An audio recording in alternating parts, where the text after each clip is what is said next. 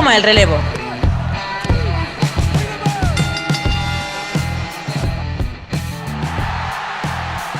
Bienvenidos un día más a Hot Tag, yo soy Santiago Tomás y en la Wrestling Live de hoy vamos a hablar de la carrera de un luchador que es mundialmente conocido por su tamaño, es el gran gigante del siglo XXI, nos referimos a The Great Khali.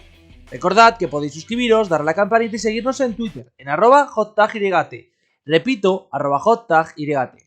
Y es que hablar de Gran Khali es muy complicado, porque todo el mundo recuerda su poca movilidad en WWE, medía 2,20 metros prácticamente, pesaba más de 150 kilos, pero todo el mundo recuerda eso, poca movilidad, poco funcionamiento, y aún así ha pasado por todas las grandes empresas. Estuvo en WCW, aunque nunca llegó a debutar, estuvo en WWE, como hemos mencionado, estuvo en New Japan, tuvo un combate, pero tuvo un combate en All Japan, así que ha pasado por todas las empresas grandes, exceptuando quizás TNA, evidentemente All Elite, pero se retiró antes, que ha habido en el negocio, y fue clave en los intentos de expansión de la India, primer luchador indio en WWE, primer campeón indio también de la historia de la compañía, un luchador queridísimo en el país, ahora veremos porque incluso ha llegado a meter en política, y que es además parte del Salón de la Fama de WWE desde 2021. El luchador nació en 1972, el 27 de agosto, bajo el nombre de Dalip Singh Rama y fue hermano de otros 7 niños, es decir, eran 7 la familia, sufriendo agromigalgias desde que era pequeño. Básicamente esta enfermedad fue la que le provocó su gigantismo, el cual no fue tratado durante los primeros años de su vida. Debido a su tamaño empezó a trabajar como seguridad hasta que un policía se fijó en él. El policía hacía también las veces de agente y se dio cuenta de que Dalip podía estar en una situación mucho más grande y por tanto le recomendó que se fuera a una gran ciudad a entrenar wrestling. Khali lo hizo junto a un hermano, aunque le costó bastante porque para él su familia era lo más importante, y dio el salto a Estados Unidos donde peleó en All Pro Wrestling. En All Pro Wrestling empezó a competir en el 2000, pero rápidamente WCW se fijó en él y decidieron introducirle, básicamente contratarle para que entrenase y para que pudiera debutar en pantalla. Nunca lo conseguía hacer, en 2001 la empresa sería comprada por WWF y WWF no estaba interesada en él, así que su marcha fue otra vez a All Pro Wrestling. No obstante, su carrera en Estados Unidos se vería ensombrecida por lo que pasaría a continuación. Esto quiero que conste que no es culpa de Khali, es culpa de la empresa. Y es que estaba en una sesión de entrenamiento con Brian Ong. El luchador sufrió una conmoción cerebral, pero la empresa decidió que debía continuar. Durante el combate hizo un flapjack, ya sabéis que el flapjack es cuando lo lanzan desde lo alto contra la lona. Ong se intentó aferrar a Khali antes de caer, esto provocó que la caída fuera mala, se partió el cuello, se partió parte del cráneo, falleció de forma prácticamente instantánea. All Pro Wrestling tuvo una denuncia bastante seria donde tuvo que pagar 1 millón a la familia de Ong. Khali evidentemente no fue condenado, ni siquiera juzgado, porque se consideró que él no tenía culpa. Tras ello, se marcharía a Japón, estaría peleando todavía un par de veces más, pero se marcharía a Japón, donde haría equipo con Giant Silva en lo que es considerado, y seguramente sea así, el equipo más grande de la historia. Arrancó evidentemente con victorias casi constantes y es cierto que de aquí salen todos los GIFs que hay sobre... Mira cómo Khali se podía mover. Básicamente Khali era un luchador de 2,20, pero que hacía dropkicks, que hacía movimientos aéreos y que lucía a la perfección. Esto provocaba que la gente se empezara a acordar de André.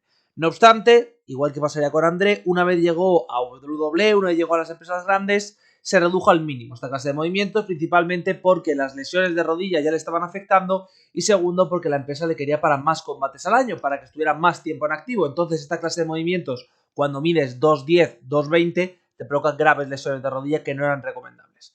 En su paso por New Japan también viajaría a CMLL, también pelearía en México y Inoki no estaba muy convencido con él, así que le empezó a hacer perder, perdería contra Giant Silva y finalmente desapareció de la empresa en 2002. Tendría algún combate mínimamente pequeño en esta época, pero pasaría a ser actor, participaría en la yarda más larga, donde su papel le haría que WWE se volviera a fijar en él. Vieron que tenía además experiencia dentro del mundo del wrestling, que había trabajado en New Japan, y en 2006 por sorpresa deciden firmarle, poniéndolo además ya desde el primer momento en comparativa con André el Gigante.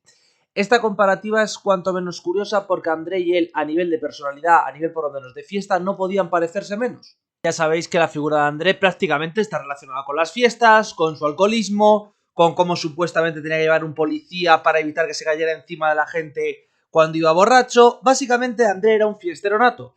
Khali, por el contrario, nunca sale de fiesta. Khali es una persona muy religiosa, no bebe alcohol, no fuma, es más, desprecia profundamente ambas situaciones. Así que él se niega, él medita todos los días, entrena e incluso hubo un debate sobre si era vegetariano o no. Él hizo en un momento la insinuación, pero en entrevistas previas había dicho que él comía bastante pollo al día. La realidad, como explicó en una entrevista posterior, es que él come muchos productos vegetarianos, pero evidentemente para mantener su cuerpo, repetimos, 2,17 de altura, 155 kilos, necesita también comer carne, en este caso lo que come él es pollo.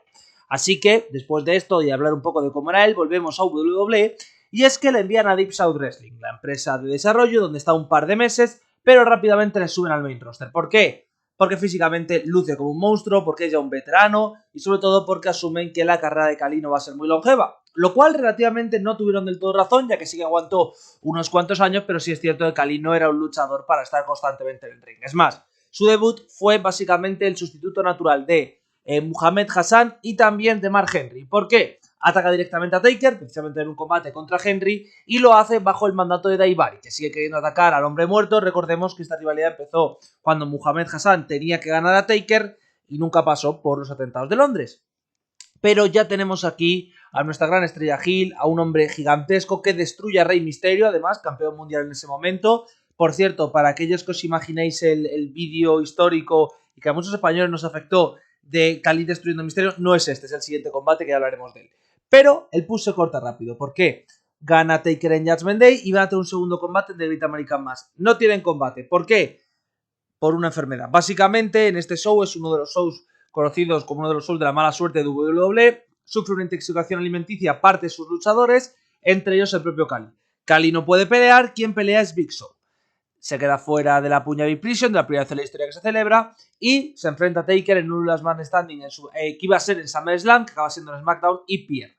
Básicamente no creían que Khali estuviera muy preparado, así que le envían a ECW. En ECW prácticamente no pelea, solo ayuda a Daivari. Daivari básicamente hace ese papel de capullo integral, pero el 8 de enero y por sorpresa, Khali es enviado a Raw sin Daivari, entra solo para atacar directamente a Cena, bueno, para tener un combate con él, debido a que Estrada quería darle la oportunidad a Umaga. Khali empieza a destruir oponentes de forma regular y quiere un monstruo a su altura. Por tanto, en WrestleMania se enfrentará a Kane.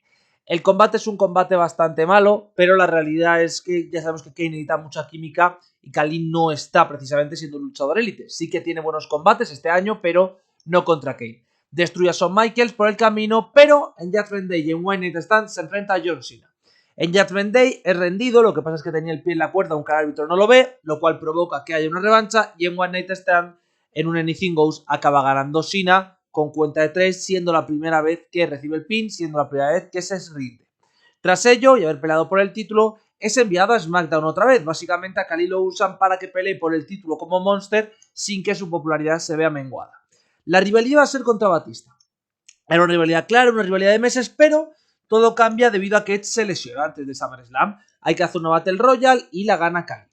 Vuelve al feudo con Batista, incluso ambos se enfrentan en SummerSlam. El combate acaba en descalificación, por tanto Khali retiene el título. Y aquí es donde Khali construye su finisher.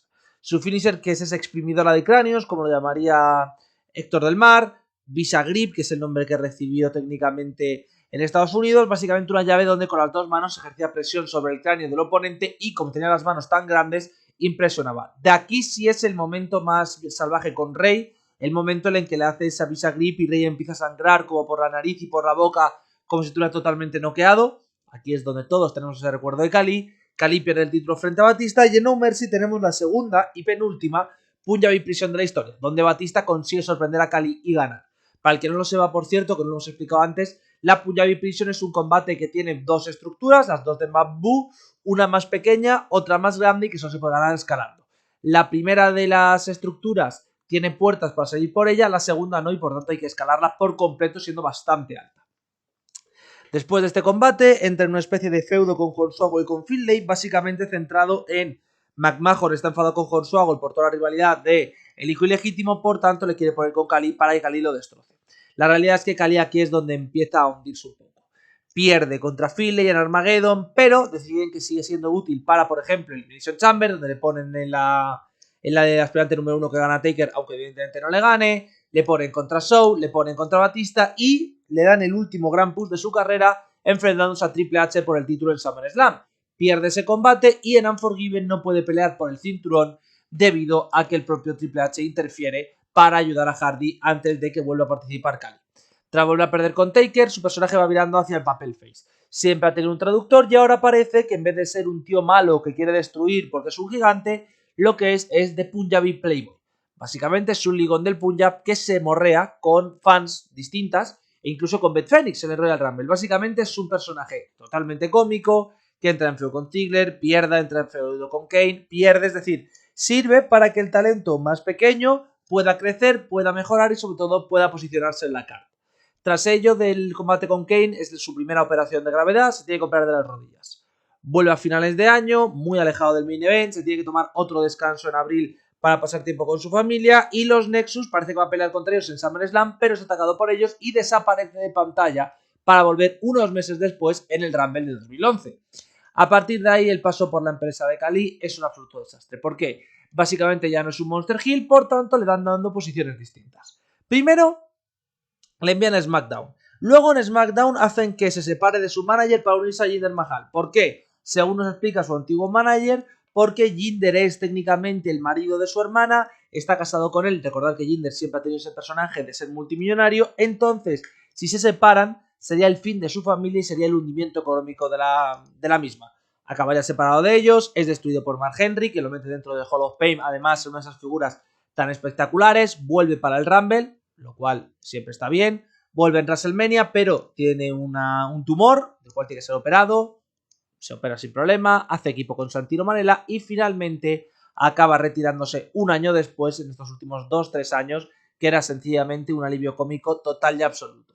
Pierde contra Rusev, desaparece y se marcha a India. En India forma CWE con Continental Wrestling Entertainment, donde está peleando y donde sigue trabajando. También está haciendo de entrenador. Estuvo él en Greatest Royal Rumble participando. Ya está, y en 2001 fue inducido al Salón de la Fama. Tras ello hay que recordar que en 2022 entró en política, pero básicamente la inducción al Salón de la Fama fue una demostración de que Khali era una figura muy querida, muy importante en la expansión de WWE por Asia y que sobre todo tenía el reconocimiento por parte de la empresa, pero no lo tiene por parte de los fans. Y yo hoy quiero cambiar un poco la opinión que hay sobre Khali.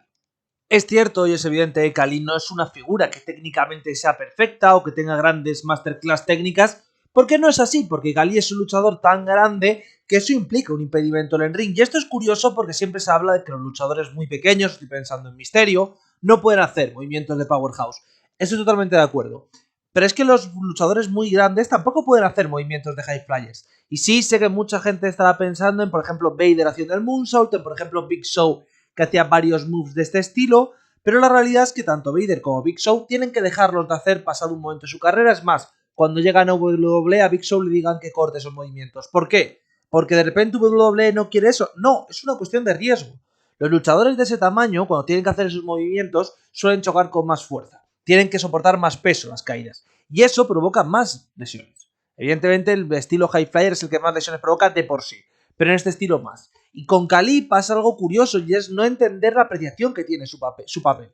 Obviamente su papel es Monster Heel extranjero, ya está. No hay nada más, no hay ninguna espectacularidad, no hay ningún tipo de capa, no hay ningún tipo de subtexto. Y eso al fan actual a veces le molesta. A veces el fan actual necesita un producto, por así decirlo, con luchadores mucho más específicos, con un background concreto, un poco como lo que hace Lucha Underground. Que hasta el tío más Mindundi tiene una historia de background que nos permite empatizar con él. Pero en el caso de Khali, el objetivo de la empresa no era que empatizáramos. El objetivo de la empresa era tener a un tío que fuese una amenaza creíble, y Khali lo era físicamente, a todos los aspirantes grandes. Curiosamente, lo que hace WWE con Khali es un poco lo que veíamos en los territorios en los 80, que es ponerle en un programa, que en ese programa sea el destructor hasta que evidentemente el gran face le gana porque wow, como mola el face, y echarle en este caso a SmackDown a Raw, de Raw a ECW, de ECW a Raw, de Raw a SmackDown. ¿Por qué? Porque el objetivo que tienes es que esté fresco. Y Khali es un one trick pony. Ya está, no pasa nada. Hay luchadores que tienen muchos registros y luchadores que son un one trick pony.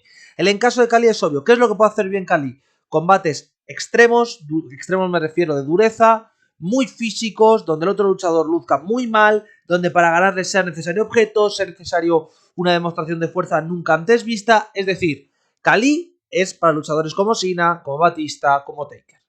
Y el resto los gana, y los gana no porque sea, joder, ¿qué tal? Es que físicamente impone tanto que va a ganar el combate. Es decir, para el espectador ya lo ha ganado antes de entrar. Y el Khali Monster Heel funciona a la perfección. El Khali Face Es un luchador más similar a Giant Silva, incluso a Giant González, esos personajes cómicos que tenía WWF, que funcionan más o menos, que encajan más o menos en el producto, y que sin ser espectaculares o sin ser horribles, simplemente es, oye, aquí está nuestro alivio cómico, es un luchador grande, es un luchador que puede pelear y ya está.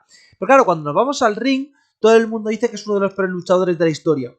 Yo no estoy de acuerdo porque tiene varios buenos combates. Los combates con Cena, toda la rivalidad es bastante buena. El Last Man Standing a mí me gusta mucho. El combate con Taker no es del todo malo, el previo a SummerSlam. Es cierto que es un combate un poco stiff, pero ambos luchadores son capaces de mostrar al otro como una amenaza creíble. En el caso de Taker es fácil, es Taker, ¿vale? Siempre muestra a sus oponentes como amenazas creíbles, pero en el caso de Khali lo demuestra muy bien. El feudo con Mysterio es muy chulo por sobre todo la visualización que hay de cómo Mysterio es destruido. Sus dos combates, el de 2006 y el de 2007, impactan al espectador. El de 2006 es cierto que menos, y es muy importante el finisher este que tenía la exprimidora de cráneos, como diría el actor del barco, ya he dicho, porque ese finisher apelaba mucho a los niños. Es decir, cuando nosotros lo veíamos, era un movimiento súper amenazante, porque tú veías esas manos, tú veías la cabeza del luchador y decías, lo va a matar, le va a reducir la cabeza, le va a destruir. Y es curioso el que muchas veces no lo pensamos, o actualmente si lo hubiésemos ahora mismo diríamos, vaya estupidez, eso solo creen los niños. Pero que toda la generación 4 creció con ese miedo a Khali. Es más, es curioso como el paso de Khali de heel a face es como sorprendente después de todo lo que había hecho. Pero es que además es un héroe en India. Y esto puede no ser importante, pero esto es como Yao Ming en la NBA, esto es como varios jugadores europeos, Gasol, Nowitzki en la NBA también. En la NFL es que hay menos expansión internacional. ¿Por qué es importante?